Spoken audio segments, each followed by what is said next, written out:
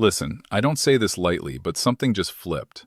And when I say flipped, I mean structurally, fundamentally, and in a way that history usually remembers. XRP exchange balances just hit an 8-year low. Not a dip, not a little pullback. We're talking about the lowest level since 2018, folks. And if you've been around crypto for more than 5 minutes, you know what that usually signals. But here's the thing. This time feels different. This time, the data is screaming something that most people are sleeping on. And if you're still here watching, you're about to understand why boring phases exist. Because when this thing moves, it's not going to wait for permission from Twitter. Look, I'm going to break this down piece by piece because there's a lot happening behind the scenes that the mainstream media isn't talking about. And honestly, that's exactly when you need to pay attention. When everyone's quiet, when everyone's bored, when everyone's crying that crypto is dead. That's usually right before the market makes people question reality. So let's dive in. Let's get into what's really happening with XRP exchange balances and why this could be the setup we've been waiting for. First, the numbers. And these numbers are wild. According to Glassnode data, XRP balances on centralized exchanges dropped from roughly 3.76 billion tokens in early October to just 1.6 billion by the end of December. That's a 57% decline in less than 3 months. 57%. Let that sink in for a second. We're not talking about some minor fluctuation here. We're talking about over 2 billion XRP tokens leaving exchanges in a matter of weeks. And here's what makes this interesting. This isn't panic selling. This isn't retail getting scared and dumping their bags. This is the opposite. This is tokens moving off exchanges into private wallets, into cold storage, into institutional custody. And historically, when that happens, when supply gets tight like this, the market usually responds in one of two ways. Either we get a quick fake out that scares everyone, or we get a violent move that makes people question their sanity. Now let me show you what's happening on Binance specifically, because Binance is the biggest player in this game. Binance XRP reserves dropped from over 3 billion tokens in early October 2025 to approximately 2.6 billion by mid-December. And get this, by early January 2026, those reserves fell even further to around 1.85 billion tokens. That's an exit of nearly 800 million XRP from just one exchange in the first 5 days of January. 800 million tokens. And we're not seeing these tokens show up on other exchanges. They're disappearing from the available supply. They're being pulled into long-term storage. And when you combine that with what's happening across the entire market, the picture becomes crystal clear. But here's where it gets really interesting. Because it's not just Binance. South Korean exchanges like Upbit and BitThumb saw their XRP reserves drop by about 22 million tokens in the first week of 2026 alone. Now, some of you might be thinking, okay, that doesn't sound like a lot compared to Binance. But here's the thing. South Korea is one of the most active markets for XRP trading. When Korean retail starts pulling their tokens off exchanges, that's historically been a leading indicator. And you want to know what happened the last time Korean exchanges saw this pattern? November 2024. XRP went from 50 cents to over $3 in a matter of weeks. I'm not saying history is going to repeat exactly, but I am saying the setup looks eerily familiar. Now, before we go any further, I want to talk about something important. Because if you're sitting here watching this video and you're thinking, okay, this all sounds great, but I don't know when to actually sell. I don't have an exit strategy. I don't know how to protect my gains when this thing does move. Then you need to listen up. Because once these markets go full-on parabolic mode, it's over. I don't have time for calls. I'm executing my own strategy. I'm taking care of my own portfolio. But right now, while we're in this accumulation phase, while things are still relatively calm, you need to get your strategy locked in. Book a call. Figure out your exit plan. Set up your tax advantages. Get an LLC if you need one. Whatever it takes. Because when this moves, and I mean really moves, you're not going to have time to figure it out. Trust me on that. All right, links in the description.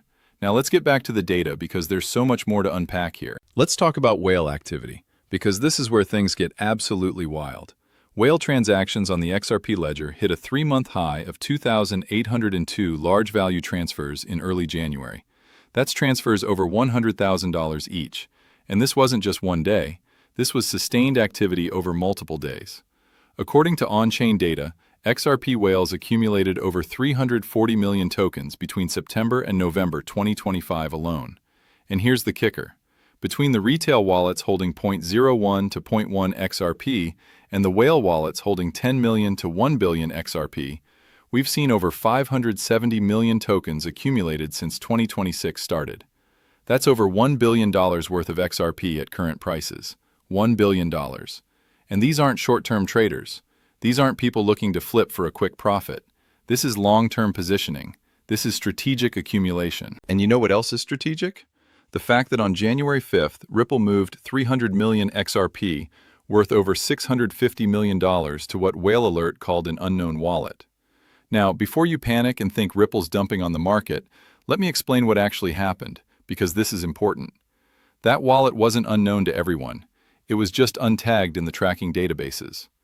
XRP ledger explorers confirmed that the receiving address was Ripple associated, meaning this was an internal treasury move, not a deposit to an exchange, not tokens hitting the market, just Ripple shuffling funds between their own wallets, probably for accounting or operational reasons. And this fits the historical pattern.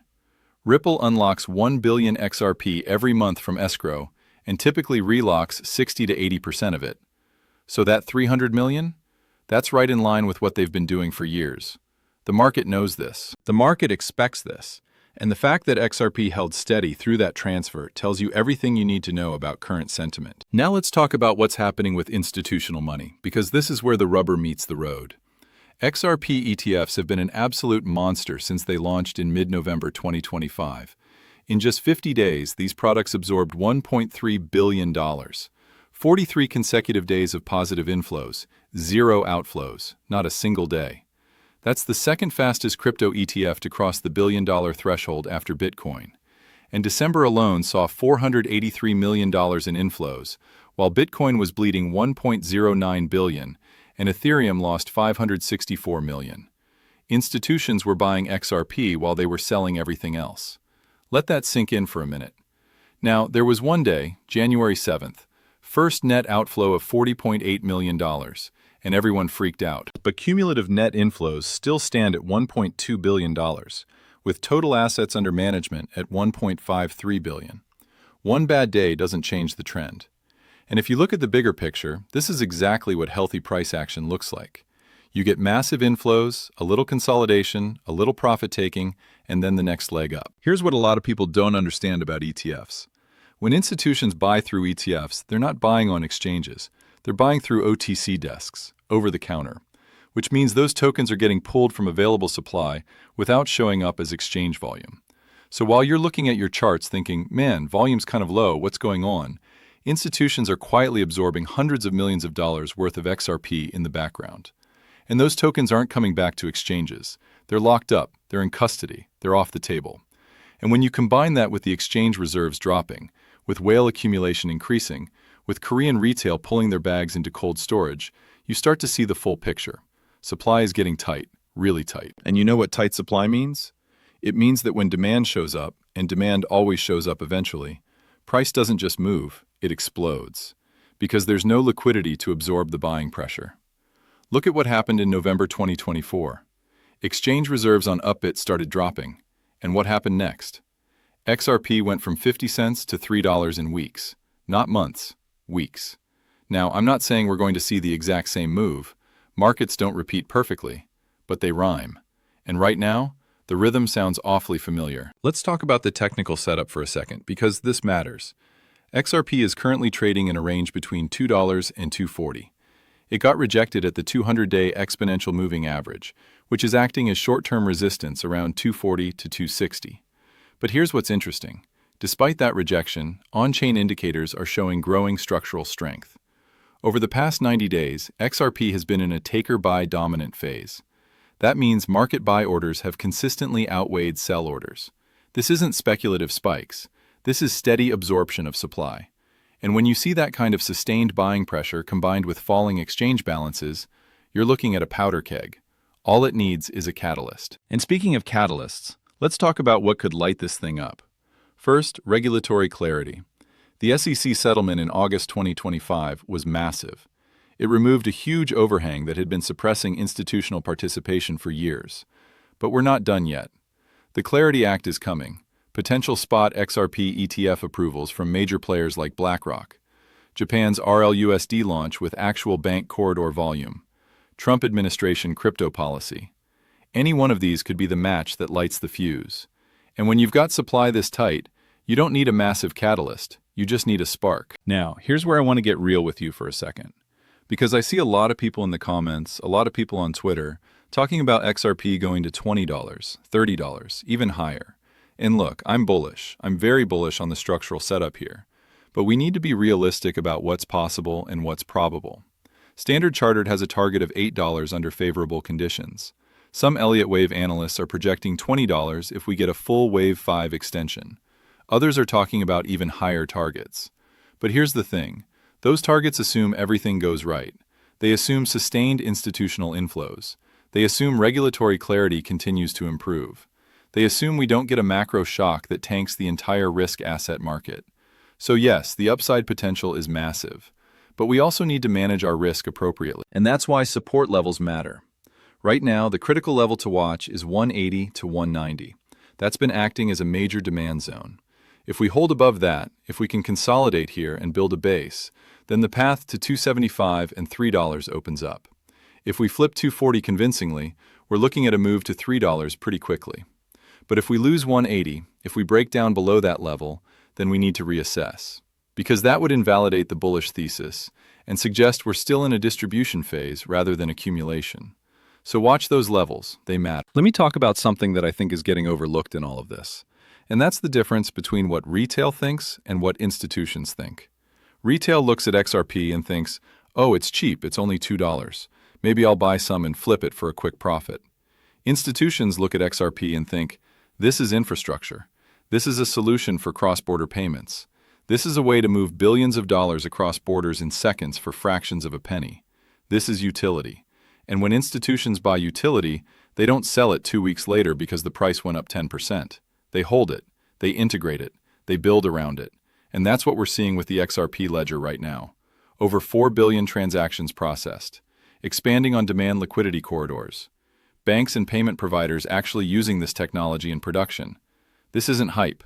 This isn't speculation. This is real-world adoption happening right now. And here's what makes the current setup so compelling. We have falling exchange balances, which historically precede supply shocks. We have whale accumulation at multi-month highs. We have institutional ETF inflows that are second only to Bitcoin. We have regulatory clarity improving. We have real-world utility expanding. And we have retail sentiment at extreme fear levels. The Fear and Greed Index hit 24 in early January. 24. That's extreme fear territory. And you know what happens when retail is fearful and institutions are accumulating? Smart money makes a killing.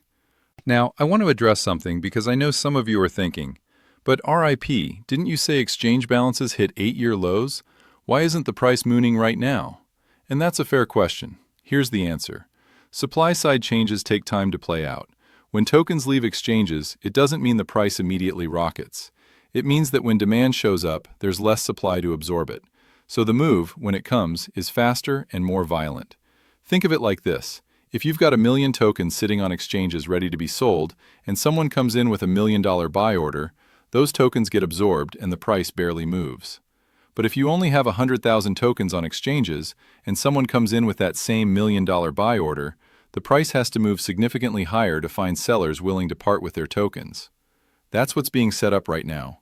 We're removing the shock absorbers from the market. And when the buying pressure comes, it's going to be spectacular. Let me give you some context from history because this isn't the first time we've seen this pattern. Back in late 2017, early 2018, XRP exchange balances hit similar lows. And what happened? XRP went from 20 cents to $3.60 in a matter of weeks. That's an 18x move. Now, again, I'm not saying we're going to see 18x from here, but I am saying the pattern is familiar. Extended accumulation, falling exchange balances, periods of muted volatility, and then sharp expansions once demand arrives. That cycle has played out multiple times, and every time, the people who were patient during the boring phase were the ones who made life-changing money. And speaking of life-changing money, let's talk about the macro picture for a second, because XRP doesn't exist in a vacuum. What happens with Bitcoin matters. What happens with the broader risk asset market matters. And right now, we're seeing some really interesting dynamics. Bitcoin is building what technical analysts call a near-perfect base. Volatility is compressed like a spring. Bollinger Bands are tightening. John Bollinger himself, the guy who invented the indicator, came out and said Bitcoin's setting up for a major move. His upside targets are 100,000, then 107K. And if Bitcoin breaks out convincingly, you better believe that altcoins are going to follow. Especially altcoins with strong fundamentals and tight supply like XRP. The monthly MACD for altcoins just flashed its first bullish crossover, and this is important. This signal has only appeared 3 times in history. 3 times. Not every year, not every cycle. 3 freaking times. Now, it's not fully confirmed yet, so we need to see follow-through. But if it does confirm, history says we usually get one of 2 outcomes. Either a quick fake-out that scares everyone and then a rip higher, or a violent alt season that comes out of nowhere. And based on the current setup, based on how oversold altcoins are relative to Bitcoin, based on the institutional money that's starting to flow into altcoins through ETFs, I think we're setting up for the latter. Now, let's talk about some of the risks, because I don't want to sit here and pretend like everything's guaranteed to go up. There are legitimate concerns. What if we get a macro recession? What if the Fed pivots more hawkish than expected and tightens financial conditions? What if crypto winter returns and capital preservation becomes the priority over risk assets? Those are real risks. If those things happen, XRP could struggle to break out. We could trade sideways between $1.50 and $2 for an extended period. We could even see lower prices if panic selling comes back. So we need to be aware of these risks and manage them appropriately. But here's what gives me confidence. The risk-reward at current levels is asymmetric. If things go wrong, we've got strong support at 180. If we break that, we've got another level at 150. So the downside from here, assuming we manage our risk properly, is relatively limited. But the upside? If we get regulatory clarity, if institutional inflows continue, if we break out above 240 and start making higher highs, we could be looking at $3, $4, potentially higher. That's a 2-to-1, 3-to-1, maybe even 4-to-1 risk-reward. And when you've got that kind of setup, you take the trade. You manage your risk, and you let it play out. Let me bring this all together because there's a lot of moving parts here. XRP exchange balances just hit an 8-year low. Over 2 billion tokens have left exchanges in the past 3 months. Whale accumulation is at multi-month highs, with 2,802 large transactions in early January. Institutional ETFs have absorbed $1.3 billion in 50 days, with minimal outflows. Korean exchanges are seeing the same withdrawal patterns that preceded the November 2024 rally. On-chain data shows sustained buying pressure, with taker-buy orders outweighing sells for 90 days straight. Regulatory clarity is improving, with the SEC settlement behind us and more positive developments likely coming. Real-world utility is expanding, with the XRP ledger processing over 4 billion transactions, and banks actually using this technology in production. Retail sentiment is at extreme fear levels while institutions are accumulating. And the macro picture is setting up for Bitcoin to potentially break out, which would pull altcoins higher. When you put all of that together, when you step back and look at the full picture, you start to see why this setup is so compelling. This isn't about hoping the price goes up. This is about structural changes in the market that historically lead to explosive moves. Now, does that mean we moon tomorrow? No. Markets don't work like that. We could consolidate here for weeks or even months. We could test lower levels before we break out. But the pieces are being put in place for something significant. And if you've been patient, if you've stayed curious instead of emotional, you're starting to understand why boring phases exist. Because here's the thing about crypto. It's designed to test your patience. It wants to shake you out. It wants to make you think nothing's ever going to happen. And then, when you least expect it, when everyone's bored and everyone's given up, boom, the market moves. And it doesn't ask for permission. It doesn't send you a warning. It just goes. And the people who were paying attention, the people who were watching the on-chain data, the people who understood the setup, those are the ones who profit. Everyone else is left wondering what happened. So where does that leave us? It leaves us in a position where we need to be prepared for volatility. We need to be watching those key levels, 180 support, 240 resistance. We need to be monitoring on-chain flows. Are exchange balances continuing to fall? Are whales continuing to accumulate? Are institutional inflows staying strong? We need to be watching the macro picture. Is Bitcoin setting up for a breakout? Are we getting positive regulatory news? And most importantly, we need to have our strategy in place. Because when this moves, it's going to move fast. And you don't want to be the person scrambling to figure out what to do. Look, I'm not here to tell you what to do with your money. I'm not a financial advisor. This isn't financial advice. You need to make your own decisions based on your own risk tolerance and your own situation. But what I can tell you is this. The data is clear. The setup is there. History is rhyming. And if you're paying attention, if you're doing the work, if you're staying disciplined, you have a real opportunity here. Not a guaranteed one. Nothing's guaranteed in this game. But a real legitimate opportunity based on structural changes in the market that don't come around every day. And that's why I wanted to make this video, because too many people are sleeping on what's happening with XRP exchange balances. They're looking at the price, seeing it stuck between 2 and 240, and thinking nothing's happening. But everything's happening. Behind the scenes, in the on-chain data, in the institutional flows, in the whale wallets. The market is quietly positioning for what could be a major move, and when it comes, when the pieces fall into place and demand finally shows up to meet this constrained supply, the people who understood the setup are going to be in a very good position. Now let me tell you something else that's fascinating about this whole situation. The divergence between price action and on-chain metrics is textbook accumulation behavior. When you see prices consolidating or even slightly declining while exchange balances are plummeting and whale wallets are growing, that's not weakness, that's stealth accumulation. That's smart money quietly building positions without driving the price up and attracting attention. Because the last thing institutions want to do is create a feeding frenzy while they're still accumulating. They want to buy as much as possible at the lowest prices possible. And that's exactly what appears to be happening right now. Think about the futures market for a second. Open interest in XRP futures fell 66% from its July 2025 peak of $10.94 billion to $3.56 billion by early January. That's a massive deleveraging. And you know what that means? It means retail conviction has been crushed. Retail traders who were over-leveraged got liquidated. They got shaken out. They threw in the towel. And that's precisely the environment where institutional money loves to operate. When retail is scared, when leverage is low, when sentiment is terrible, that's when the smart money accumulates. Because they know that eventually, sentiment will shift. Eventually, FOMO will return. And when it does, they'll already be positioned. Let's talk about the data quality debate for a minute, because this is important. Some people will point out that different tracking sources show different numbers. Glassnode might show 1.6 billion XRP on exchanges. CryptoQuant might show 2.6 billion on Binance alone.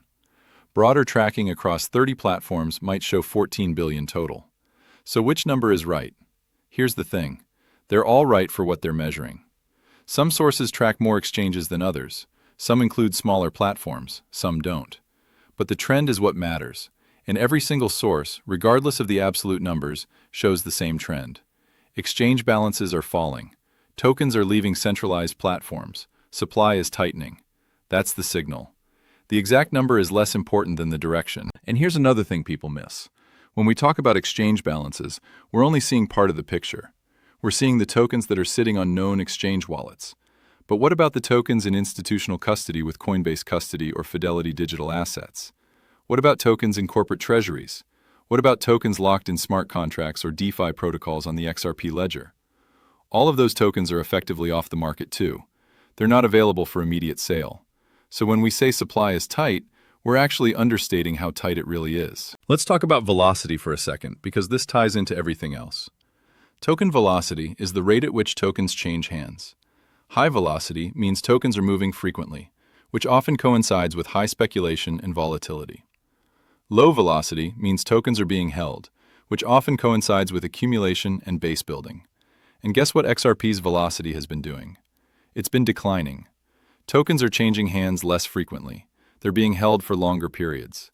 Combined with falling exchange balances, this paints a clear picture of long-term positioning rather than short-term speculation. Now I want to address the skeptics for a minute, because I know there are people watching this who are thinking, yeah, but exchange balances were also low in mid-2024, and the price didn't do anything for months.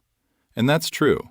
In July 2024, Binance reserves hit similar lows around 2.7 billion, and XRP traded sideways in the 50-cent range for months. But here's what's different now. In mid-2024, we didn't have XRP ETFs absorbing supply. We didn't have the SEC settlement providing regulatory clarity. We didn't have institutional adoption accelerating. We didn't have RLUSD launching and creating new use cases. The macro environment is different. The fundamental backdrop is different. So while the on-chain setup might look similar, the context is completely different. And speaking of RLUSD, let's talk about that for a second, because this is a big deal that's flying under the radar. Ripple's stablecoin just hit $1.3 billion in market cap, And it's not just sitting idle. It's being used in actual cross-border payment corridors.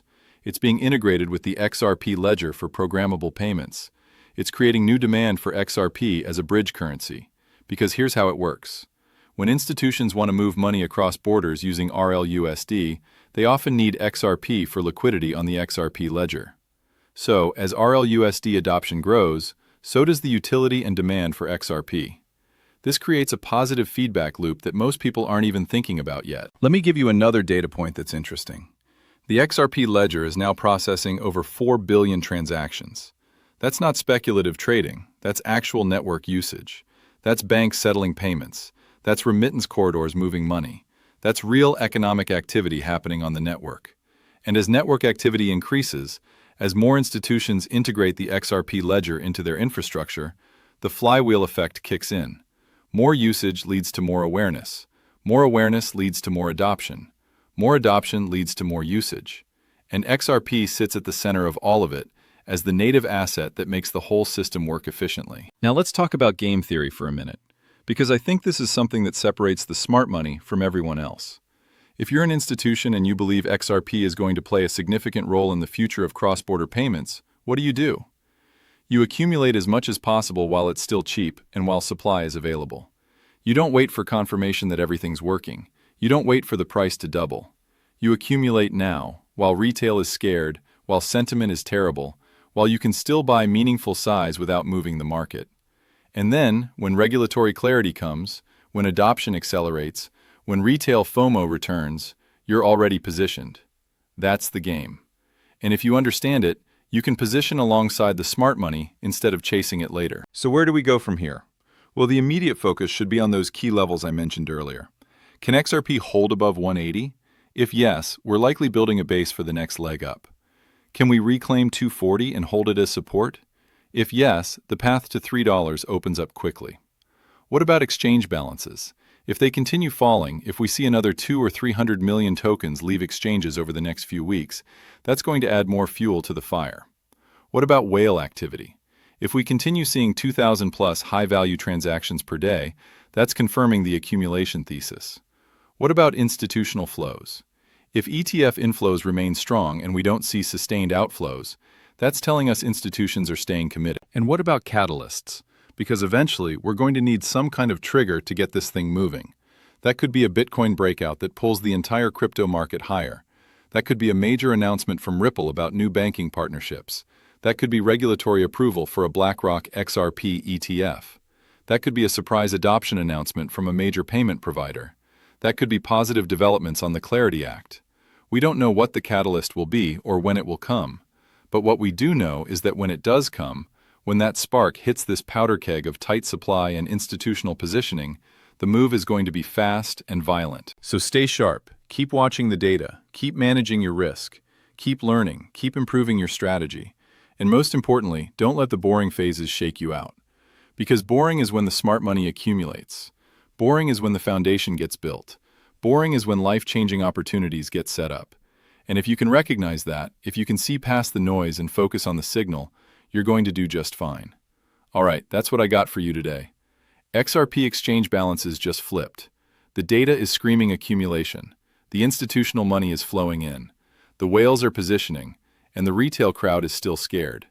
That's exactly the setup you want to see. Now it's up to you to decide what you're going to do with that information.